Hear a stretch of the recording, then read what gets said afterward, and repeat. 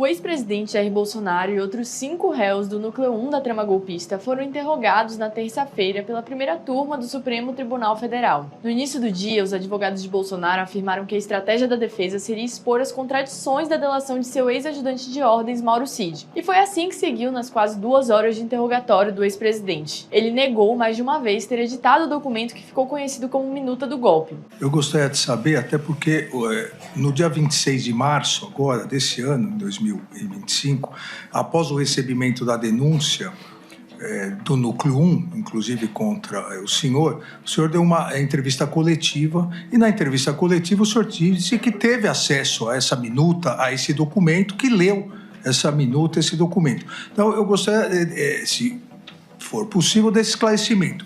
Chegou uma minuta, um documento, um esboço, como o senhor queira me chamar, por parte do assessor Felipe Martins, o senhor teria enxugado, alterado alguma coisa e teria, nessa reunião do dia 7, mostrado ao comandante, ao almirante Garnier, ao ministro, então o ministro Paulo Sérgio, e ao comandante Freire Gomes?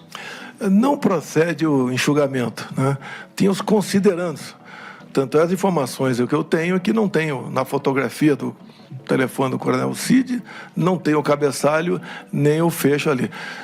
Eu conheço muito bem o Felipe Martins. Se ele tivesse participado de qualquer coisa, eu saberia precisar aqui qualquer contato com ele. Não procede. Eu vi agora há pouco o advogado do Anderson Torres, doutor Demóstenes, falando que talvez tenha sido um coronel, citou o nome dele, que tenha passado aquela matéria lá. Então eu quero isentar aqui, por questão de consciência, o Felipe Martins.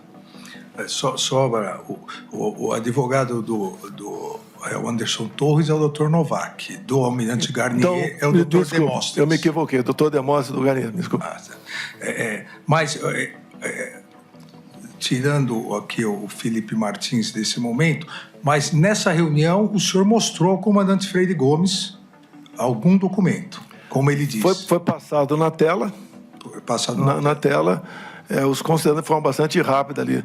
Não havia, da nossa parte, uma gana de procurar, mesmo sendo, vamos supor que viéssemos encontrar remotamente algo na Constituição, não existia essa vontade.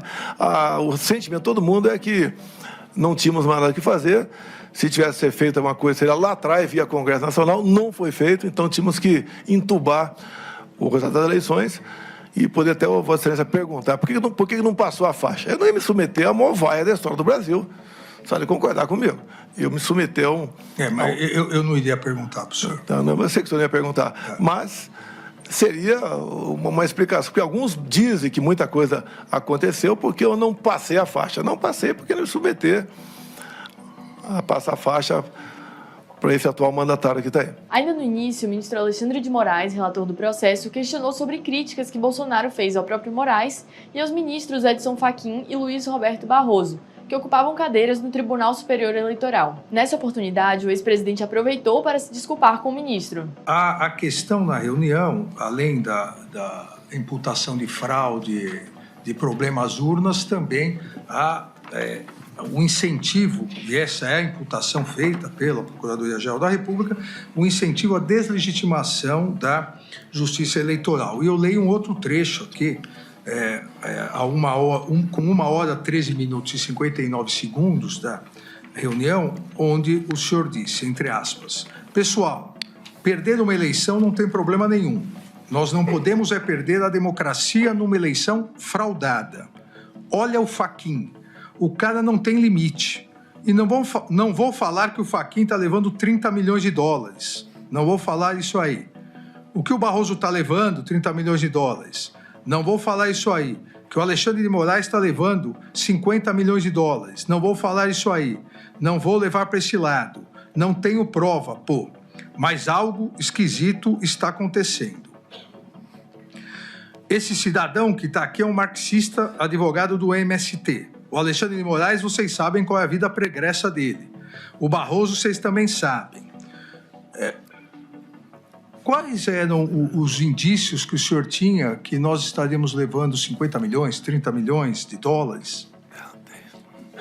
Não tem indício nenhum, senhor ministro. Tanto é que era uma reunião para não ser gravada, um desabafo, uma retórica que eu usei. Se fosse outros 3 ocupando, teria falado da mesma coisa. Então, me desculpem, não tinha essa intenção de acusar de qualquer desvio de conduta dos senhores 3. Ao longo de seu interrogatório, principalmente no começo, Bolsonaro divagou bastante e repetiu afirmações que já havia feito em outras oportunidades, como a de que ele não esperava ter sido eleito. A minha campanha 2018, algo atípico, com todo respeito. Nem eu esperava que me eleger presidente, tendo em vista quem eu era.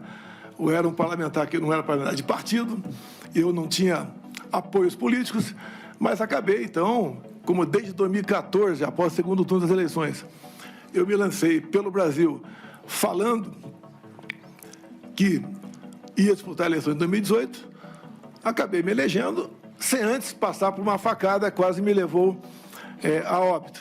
Em determinado momento, o ex-presidente também decidiu explicar por que não passou a faixa para o presidente Lula e afirmou: não ia me submeter à maior vaia da história do Brasil. E poder até Vossa Excelência perguntar por que não passou a faixa? Eu não ia me submeter à maior vaia da história do Brasil.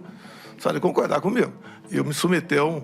Mas eu não iria perguntar para o senhor. Então, não, eu sei que o senhor não ia perguntar. Mas seria uma explicação, porque alguns dizem que muita coisa aconteceu porque eu não passei a faixa. Não passei porque não me submeter a passar a faixa para esse atual mandatário que está aí.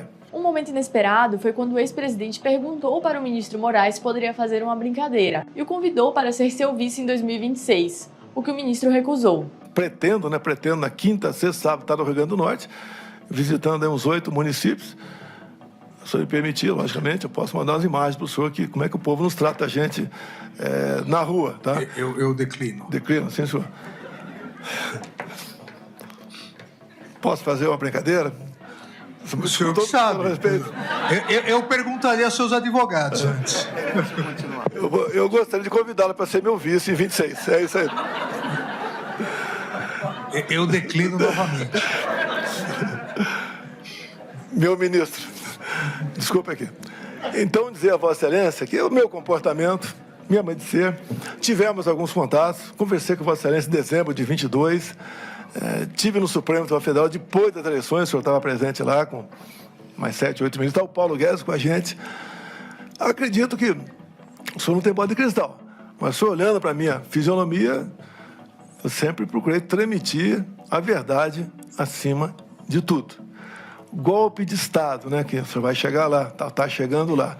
O golpe de Estado não são meia dúzia de pessoas, 2 ou 3 generais e meia dúzia de coronéis. Bolsonaro negou também algumas afirmações de outras testemunhas e réus, como ter falado em golpe, o que classificou como algo abominável. Tem uma coisa a afirmar a Vossa Excelência.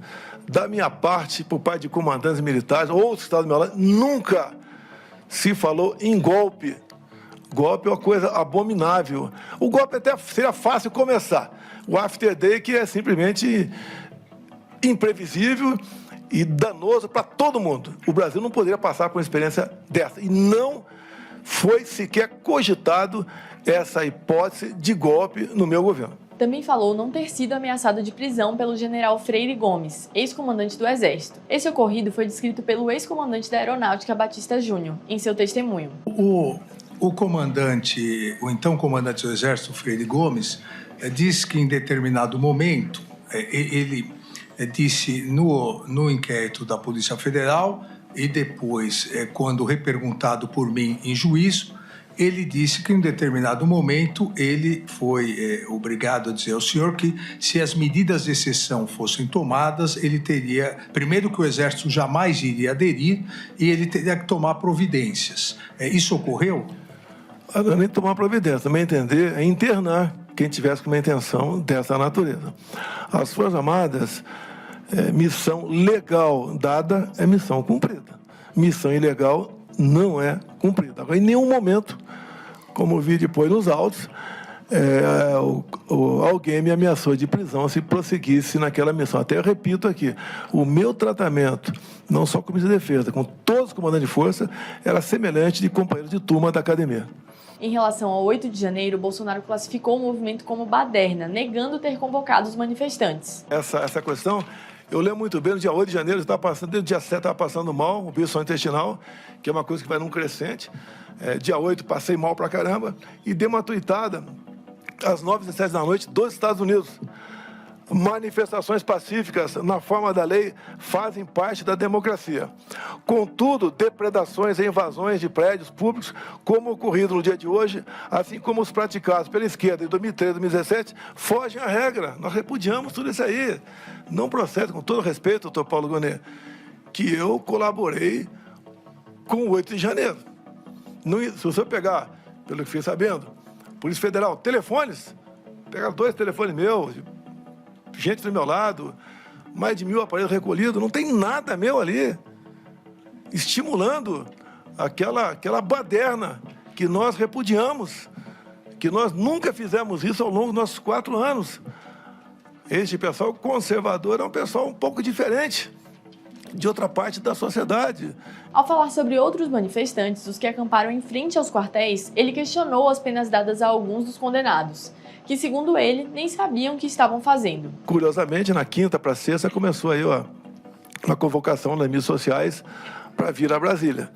E segundo informações de depoentes aqui, na madrugada de domingo chegou a ter 100 ônibus lá. 100 ônibus, 40 pessoas, cada um 4.000 pessoas. Essas pessoas não vão entender que vieram para cá e fizeram o que não podia ser feito, o que o nosso pessoal nunca concordava com isso. Mas a confusão estava feita e as consequências nós sabemos. Eu, particularmente, me desculpa, senhor ministro, eu não consigo entender certas penas para pessoas que mal sabiam o que estava fazendo naquele momento, até porque não tinha uma liderança, não tinha nada para que fosse caracterizado como um ato, né, estimulado ou programado por alguém naquela tentativa, né, violenta de atentar contra o Estado Democrático de Direito.